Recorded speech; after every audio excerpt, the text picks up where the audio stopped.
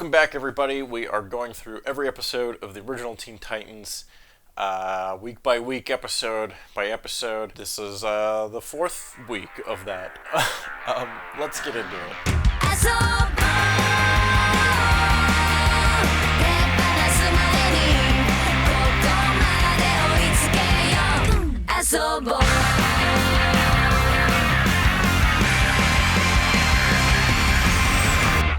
This is Season 1, Episode 4, Forces of Nature. This episode was directed by Ciro Nieli and written by Adam Beechin. So this episode opens with these two brothers who are just regular brothers. So there's these two beings that live in the clouds, seemingly, and they're thunder and lightning. They're gods, personifications of forces of nature, people with superpowers that control the weather. It's not entirely made clear, but they're brothers, they're named Thunder and Lightning, and they have the ability to control thunder and lightning. How long have they been around? Unclear. They certainly seem to act like children or younger people, but they have these very godlike abilities, so I'm not sure. The best way I could describe these two is to probably use the analogy of, Heat Miser and Snow Miser from the, Baskin Robbins Christmas specials? Louder, come on, sing, come on! Yes, come on, louder! It's like that. It's like that. That's how these guys are. They're Heat Miser and Snow Miser, except they're thunder and lightning. And the Teen Titans have to fight them, kind of. That's basically the plot. More specifically, there's a story about Beast Boy is trying to pull a prank on Cyborg, but then accidentally pulls a prank on Starfire instead, and he throws this balloon full of motor oil at her, and she hates it and is like, why would you do this to me? And he's like, it's just a prank, bro, calm down. And throughout the course of the episode, Beast Boy learns that just being a dick and saying, hey, it was just a prank, doesn't justify being a dick. And that's what he learns this episode. That's his arc. Eventually he apologizes, and eventually Starfire forgives him. That's that storyline. This is relevant to the plot because Thunder and Lightning show up downtown and they just start smashing shit. They're shooting lightning at cars and this bridge and just blowing up whatever they see, because why not? They're gods, probably, maybe, so who's gonna stop them? Teen Titans show up and they're like, hey, fucking don't do that. And they're like, well, we're gonna. And then eventually Beast Boy is able to get through to Thunder by being like, hey, what are you doing? And Thunder's like, it's just a prank, bro. And then Beast Boy's like, you're just kind of being a dick, though, and you're putting innocent people in danger. And Thunder's like, I guess I never thought about it like that. Then, meanwhile, this mysterious old man shows up and is like, hey, Thunder and Lightning, you're cool. I think that blowing shit up is good, actually, and you should keep doing what you're doing. More specifically, could you please shoot all these targets that I've made and light them on fire? And they're like, okay, sure. So they do that, and then turns out, that was all to summon a big fire demon.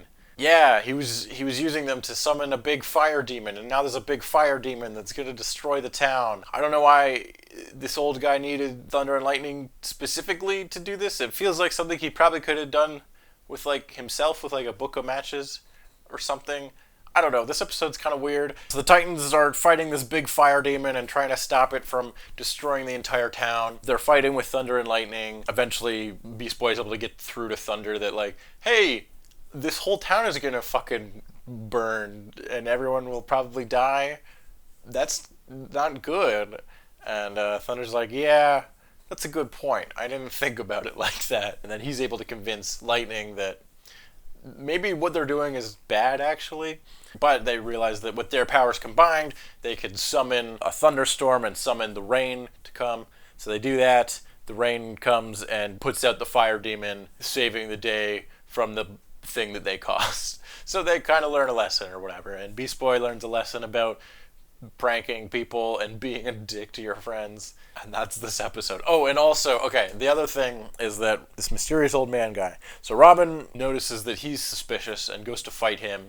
Eventually Robin manages to hit this guy in the face, and turns out his face was a mask, and underneath it is Slade. That's right, this old man was Slade in disguise somehow. And this is Robin's first interaction with Slade. And then Slade kind of vanishes. He does some type of smoke move and escapes. And Robin is somehow able to determine that this dude was Slade, even though he's never met him before. But he just knows. He could tell. He has the Slade sense. It's one of his powers. I don't know. This episode's kind of weird. Like, this episode technically includes Slade, so, like, arguably it's part of the Slade arc, and Thunder and Lightning do eventually come back, but not till season 5, I think. So it's a while. So, like, technically there are story beats in this episode that, like, carry on throughout. Of the episodes this season that are, like, related to the Slade arc, this one's the most skippable. It's a pretty self-contained story about these Thunder Miser and Lightning Miser god-type characters that act kind of like teenagers, and thus they have an arc that parallels Beast Boy's arc. It's not terrible or anything. It's just kind of like, this happened for an episode. Once again, these two characters, Thunder and Lightning, are loosely based on characters from the comics, but they're pretty much just their own thing. It's like they have kind of more of a Japanese-inspired look in this show, which again, I like that this show is just kind of creating its own vibe and its own feel. I remember liking this episode a lot more as a kid. I think I just found the idea of these, like, godlike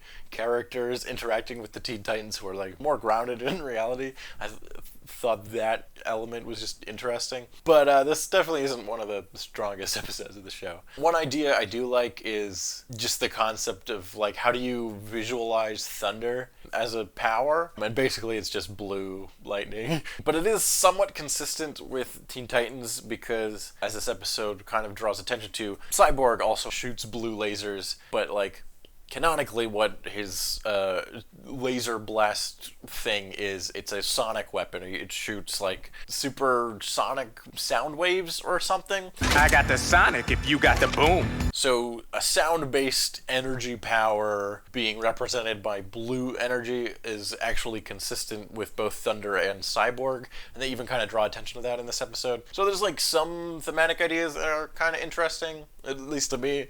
I don't know. So again, with the Slade stuff, once again we have another. Slade is, like, working behind the scenes to manipulate people with powers that work against the Titans. This time he's a little more hands-on and involved, and he even has a fight with Robin. So again, we're, like, slowly getting closer to the Titans meeting Slade face to face. I feel like I've been having trouble articulating what I think is cool and interesting about Slade in these, like, early episodes, and I may be retroactively prescribing some of the stuff that he does later on in the series, like, to these early episodes where he kind of doesn't really do anything and he's, like, very much in the background. But I'm going to take another crack at what I think is cool about it. And this, I think, partly goes back to when I was first watching this show as a kid, and, like, all you got was that there was this dude who you didn't know anything about working behind the scenes.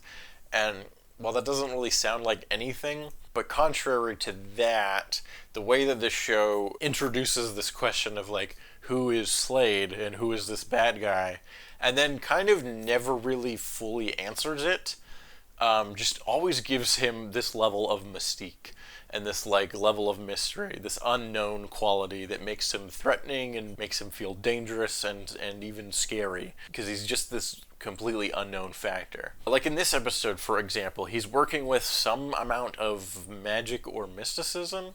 So it's like, is Slade magic? Can he do magic? Like, there's a shot where he, like, summons his staff to his hand, like the Force or something, and there's also the part at the end where he, like, disappears in, like, a ball of smoke. And so it's like, can he just do magic? Is that something that Slade can do? And it's kind of unclear, because, like, maybe the smoke bomb thing is like a Batman misdirection deception technique, and it's just him using technology to approximate something that looks like magic. It's a magic trick. It's not actual sorcery. And maybe that's the same with him grabbing a staff too. Maybe there's some type of technology that allows him to do that, like magnets or something. But we don't know. It's just like he does these things that are maybe magic, and he seems to know something about magic because he figured out how to summon this big old fire demon. But yeah, we never really get an answer. The stuff that we don't know about Slade is like what makes him interesting to me. It's hard to, I don't know, I feel like I'm still not doing a good job articulating it. It's just this like unknown factor that makes him mysterious and threatening, and that's what's interesting about it. It's sort of like with like the Force, like when they start to explain too much about how the Force works physically with the midichlorians and stuff, it starts to lose interest. But when you're just like, oh, it's this energy that like connects you to the universe and all the living things around you, and it's like more mystical, and that's what's interesting and like wondrous about it. Slade has a similar quality where the less we know about him, the better. The more mystique and mystery that he has about him, the more threatening he comes off. And I think I also have to give props to Ron Perlman's performance once again. Without his excellent delivery of some of these lines that are kind of cheesy, it elevates what could come off as like a very one-dimensional character. I do actually like this moment with the Scooby-Doo mask, like thematically. Just the layers of deception to Slade's character I think is fun. That's basically it for this episode. Robin takes a little disc thingy as like a trophy souvenir investigation thing. I believe that thing comes back later on, but we'll get to that. And that's this episode. Kind of interesting, weird villains who turn good. They do technically eventually come back. So if you want like full context of this series, check this episode out. Otherwise, it's one of the more skippable ones. It's not gonna crack any top 10s or anything. I wouldn't go as far to say it's bad, but it's also one of the weaker episodes. I don't know. It's thunder and lightning.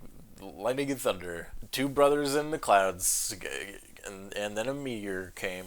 That's it. Thank you so much for watching. Subscribe for more stuff. We're going through every episode week by week. So tune in next week for another episode. And that's it. Hit the bell. Hit the likes. Leave a comment. All of those things. Yeah, thanks for watching. And we'll see you next time. I'm